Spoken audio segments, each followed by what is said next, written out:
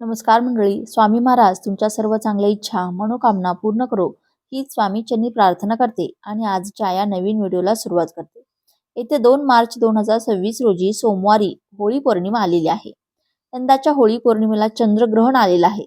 तर यंदा होळी जी आहे तर ती नेमकी कधी साजरी करायची आहे, होळी आपल्याला कधी पेटवायची म्हणजे होलिका दहन कधी करायचं आहे, शुभ मुहूर्त कोणता आहे, याशिवाय ग्रहण कधी सुरू होणार आहे, ग्रहणाचा स्पर्श कोणता आहे, मोक्ष काय आहे, पुण्यकाळ कधी आहे, ग्रहण जे आहे तर ते पाळताना आपल्याला कोणते नियम पाळायचे आहेत, गर्भवती महिलांनी कोणते नियम पाळावेत, कधीपासून आपल्याला याचं सूतक जे आहे, ग्रहणाचे वेध जे आहेत तर ते सुरू होणार आहेत, अशी सर्व माहिती आपण आजच्या या व्हिडिओमध्ये पाहणार आहोत. त्यामुळे तुम्ही हा व्हिडिओ शेवटपर्यंत नक्की पहा आणि चॅनेलवरती नवीन असाल तर सबस्क्राईब करा आणि व्हिडिओला एक लाईक करून कमेंटमध्ये माता लक्ष्मीचा कृपा आशीर्वाद तुमच्यावरती आणि तुमच्या कुटुंबावरती सदैव राहावा असे जर तुम्हाला वाटत असेल तर कमेंटमध्ये जय महालक्ष्मी असे नक्की लिहा. तसेच बाजूच्या बेल आयकॉनलाही प्रेस करा म्हणजे जेव्हा कधी मी व्हिडिओ अपलोड करेन तेव्हा त्याचे नोटिफिकेशन सर्वात आधी तुमच्यापर्यंत पोहोचेल आणि तुम्ही एक पण व्हिडिओ मिस करणार नाही. होलिका दहन जे आहे तर ते भारतीय संस्कृतीतील एक महत्वाची आणि पवित्र सण आणि परंपरा आहे. जी रंगाच्या महान सण होळी म्हणजे धुलीवंदनाचा एक दिवस अगोदर साजरी केली जाते. हा सण वाईटावर चांगल्याच्या विजयाचे प्रतीक आहे आणि भारतीय संस्कृतीत सत्य आणि न्यायाचे महत्त्व प्रतिबिंबित करतो. होलिका दहनाची परंपरा ही प्रामुख्याने राक्षसांचा नाश करण्यासाठी आणि भूत आणि आत्म्यांपासून मुक्ती मिळवण्यासाठी साजरी केली जाते. होलिका दहन किंवा होळीचा सण हा धार्मिकदृष्ट्या महत्त्वाचा नाही तर आपल्या जीवनामध्ये प्रेम, एकता आणि सकारात्मकता वाढवण्याचा देखील एक काळ आहे. हा काळ असा आहे जेव्हा आपण भूतकाळातील तणाव सोडून एक नवीन सुरुवात करतो आणि समाजामध्ये आनंद पसरवतो. होलिका दहन हा काळ असा आहे जेव्हा लोक वाईटावर चांगल्याचा विजय साजरा करण्यासाठी एकत्रित येतात. होलिका दहनाचा प्राथमिक धार्मिक संदर्भ हा हिरण्यकश्यप आणि प्रल्हादाची कथा आहे. हिरण्यकश्यप हा एक अत्याचारी राक्षस होता जो त्याचा मुलगा प्रल्हादची भगवान विष्णूवरील भक्ती स्वीकारू शकत नव्हता. हिरण्यकश्यपची बहीण होलिकाला एक विशेष वरदान होते. ती अग्नीमध्ये जळू शकत नव्हती. प्रल्हादला मारण्यासाठी तिने आपल्या मांडीवर घेऊन अग्नीत बसण्याचा प्रयत्न केला. तथापि भगवान विष्णूंच्या कृपेने प्रल्हाद वाचला आणि होलिका मात्र राख झाली. हा विधी वाईटावर चांगल्याचा विजय म्हणून साजरा केला जातो. होलिका दहन आपल्याला शिकवते की परिस्थिती कितीही कठीण असली तरी सत्य आणि चांगुलपणाचा नेहमी विजय होतो. अग्नीद्वारे वाईटाचा नाश होतो आणि पवित्रतेचे आवाहन केले जाते. हा सण पवित्रतेचे प्रतीक आहे जो आपल्याला आपल्यातील नकारात्मकता आणि पापांपासून मुक्त होण्याचा संदेश देतो. हा दिवस वाईटाचा नाश करण्यासाठी ओळखला जातो. हा सण दरवर्षी एका नवीन चक्राचे आणि नवीन सुरुवातीचे प्रतीक आहे. या दिवशी लोक जुने नकारात्मक विचार, भावना आणि चिंता सोडून नवीन उत्साह आणि उमेदाने जीवन जगण्याचा संकल्प करतात. अशा प्रकारे होळीचा सण हा नवनिर्मितीचे स्वागत करत असतो. होलिका दहन हे आपण सायंकाळी करत असतो. दिवस मावळल्यानंतर होलिका दहन केले जातं. यंदाची हुताशनी पौर्णिमा म्हणजे होळी पौर्णिमा जी आहे तर ती 2 मार्च 2026 रोजी सायंकाळी 5:55 सुरू होत आहे. म्हणजेच 6 वाजता जी होळी जी आहे तर ती होळी पौर्णिमा आहे तर ती सुरू होत असून दुसऱ्या दिवशी म्हणजे मंगळवार 3 मार्च 2026 ला सायंकाळी 5:07 असणार आहे. आपल्याकडे उदय तिथीनुसार पौर्णिमा साजरी केली जाते परंतु आपण होळी सण हा सायंकाळी साजरी करतो आणि धर्मसिंधू ग्रंथानुसार आपल्याला यंदाची होळी पौर्णिमा जी आहे तर ती 2 मार्च 2026 रोजी सोमवारी साजरी करायची आहे. होळी पौर्णिमेचा जो शुभ मुहूर्त आहे म्हणजेच होलिका दहन करण्याचा जो शुभ मुहूर्त आहे तर तो सायंकाळी 6:40 पासून ते 9:10 आहे. या वेळेमध्ये तुम्ही होलिका दहन करू शकता. या वेळेमध्ये पूजन आणि दहन केल्याने आपल्यावरती शुभ परिणाम हे दिसून येतात.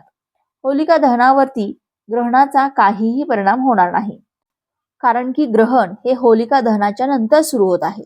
सूतक नंतर लागणार आहे. त्यासाठी तुम्ही या दिवशी या सांगितलेल्या मुहूर्तावरती तुम्ही होलिका दहन जे आहे तर ते करू शकता. 3 मार्च 2026 म्हणजेच मंगळवार या दिवशी धुलीवंदन साजरे केले जाणार आहे आणि या दिवशी ग्रहण देखील आहे. यंदा ग्रस्तोदित खग्रास चंद्रग्रहण जे आहे तर ते आलेले आहे. हे चंद्रग्रहण मंगळवार दिनांक 3 मार्च 2026 या दिवशी असणार आहे. वर्षातील हे पहिलं चंद्रग्रहण जे आहे तर ते आहे. हे ग्रहण जे आहे तर ते संपूर्ण भारतातून दिसणार आहे.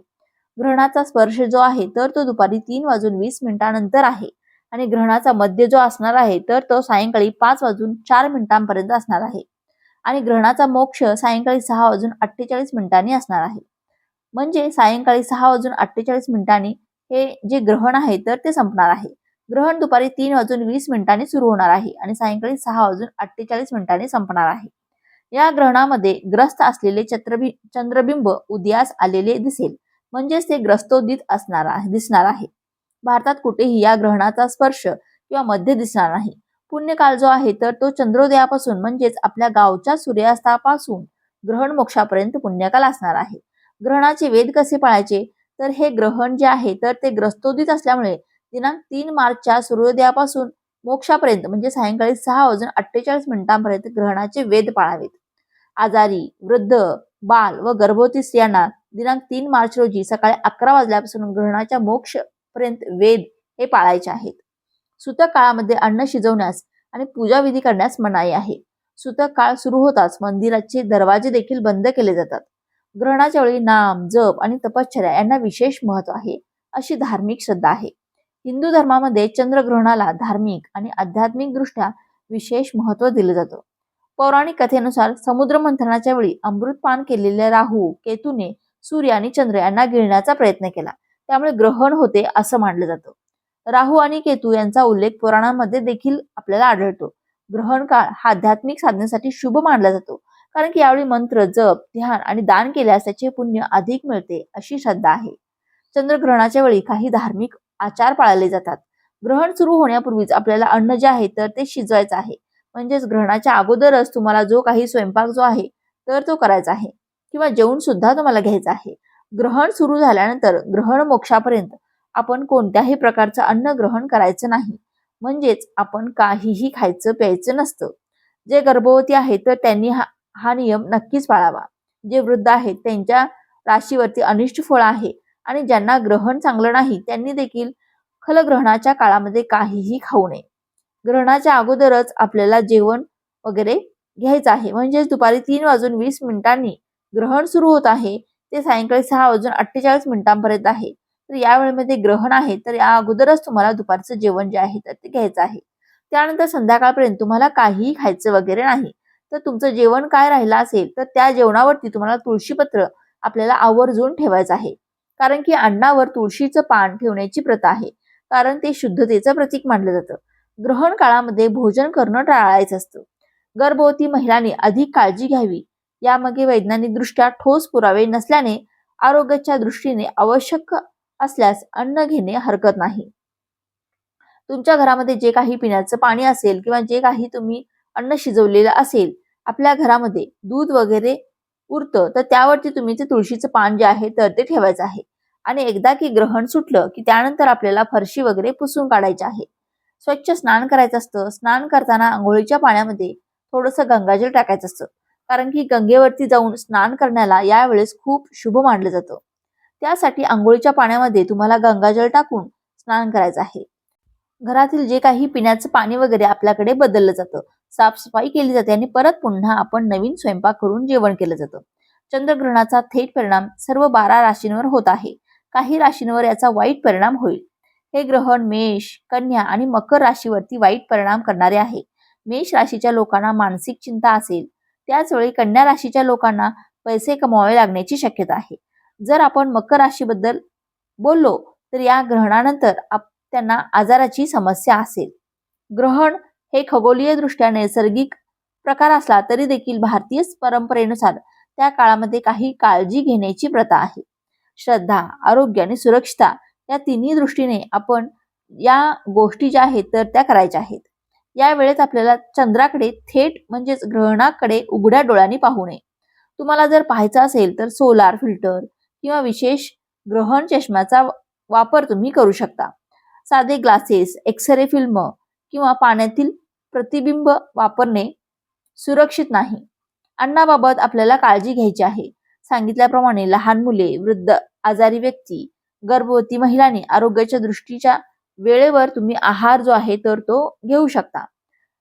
तुमच्या ज्या नियमित औषधे आहेत तर त्या देखील तुम्ही घेऊ शकता. गर्भवती महिलांनी कोणते नियम पाळावेत, तर गर्भवती महिलांनी जे आपल्याला ग्रहणाचा वेध सांगितलेला आहे, म्हणजे सकाळी 11 वाजल्यापासून गर्भवती महिलांनी वेध जे आहेत तर ते पाळायचे आहेत. गर्भवती महिलांनी ग्रहणाच्या काळामध्ये म्हणजे वेध काळ सुरू असताना तुम्ही रिलॅक्स बसायचं आहे, मांडी घालून तुम्ही बसू शकता. या काळामध्ये तुम्हाला जर टॉयलेट बाथरूमला जायचं असेल तर तुम्ही निश्चितच जाऊ शकता. फक्त ग्रहण काळामध्ये आपली बोटं मोडायची नाहीत, चाकूने विळूने काही चिरायचं नाही, कात्रीने काहीही कापायचं नाही, पायाची अडी घालून बसायचं नाही किंवा कोणाची वेणी देखील घालायची नाही.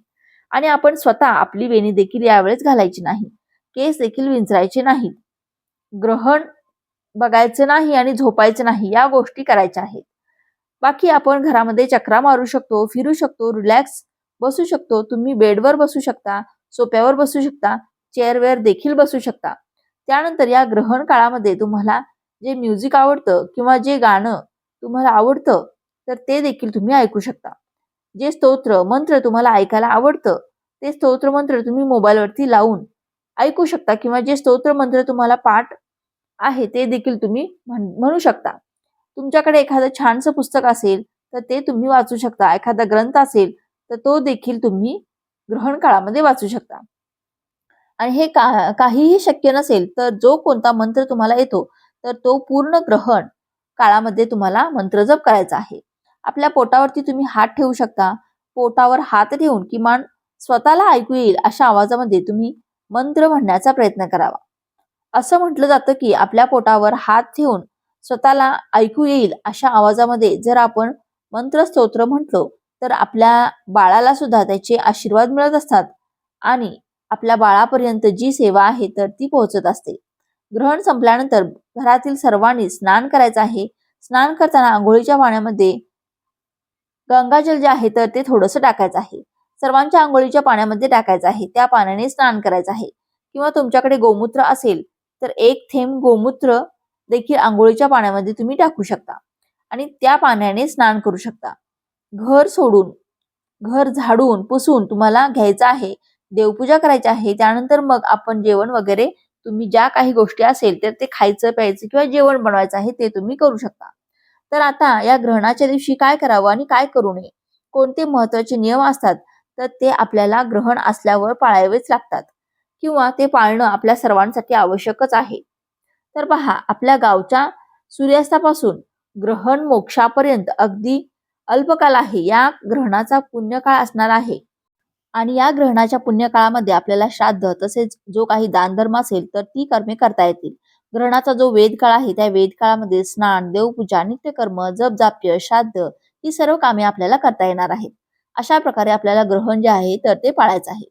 तर हा होळी पौर्णिमा आणि होळीच्या दिवशी येणाऱ्या खग्रास चंद्रग्रहणाविषयीचा हा व्हिडिओ तुम्हाला कसा वाटला? व्हिडिओ आवडला असेल, व्हिडिओतील माहिती उपयुक्त वाटली असेल तर एक लाईक नक्की करा आणि चॅनेलला सबस्क्राईब करून आम्हाला प्रोत्साहित करा. तसेच हा व्हिडिओ जास्तीत जास्त लोकांना शेअर करा. धन्यवाद.